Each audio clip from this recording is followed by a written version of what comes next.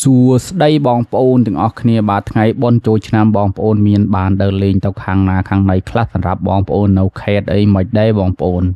សម្រាប់ខ្ញុំគឺថាដោយសារតែចូលឆ្នាំនេះគឺមីគាត់អត់បានឲ្យឈប់គឺឈប់បាន2ថ្ងៃអញ្ចឹងគឺខ្ជិលទៅបងប្អូនគ្រាន់តែយើងធ្វើដំណើរគឺយើង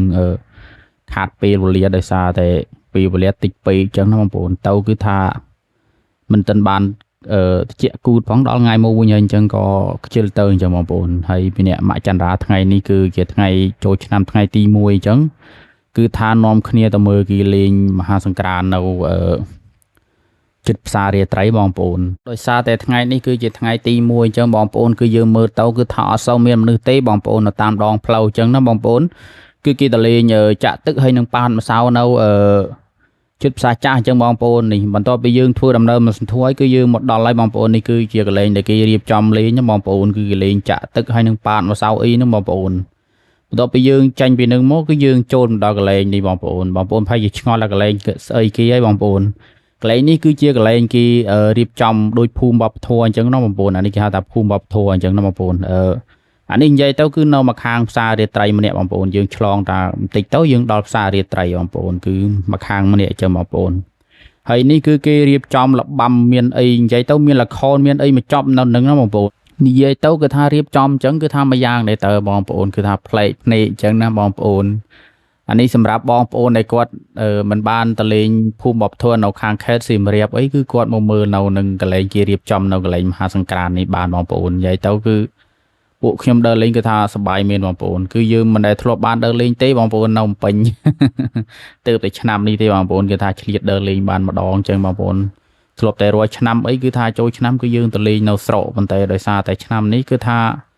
យើងឈប់សារៈបានតិចពេកគឺខ្ជិលទៅម្ដងបងប្អូនគឺថានៅចូលឆ្នាំនៅភ្នំពេញម្ដងអញ្ចឹងមកបងប្អូនប៉ុន្តែចូលឆ្នាំនេះនៅភ្នំពេញគឺថាសប្បាយខ្លាំងណាស់បងប្អូនអើយគឺថាមនុស្សច្រើនកកកតែម្ដងបងប្អូនធ្វើត្បិតតែនៅតាមដងផ្លូវស្ងាត់ប៉ុន្តែបងប្អូននៅពេលដែលយើងមកលេងនៅWall Street នេះបងប្អូនគឺថាមនុស្សច្រើនបងប្អូនអានេះបន្ទាប់ពីយើងដើរលេងបានមកសន្ទុះហើយគឺថាចាំផ្ដើមមកកន្លែងគេប្រគំតន្ត្រីបងប្អូនកន្លែងប្រគំតន្ត្រីនេះគឺមានតារាល្បីម្នាក់មកណាបងប្អូនដូចតែបងប្អូនបានឃើញនៅខាង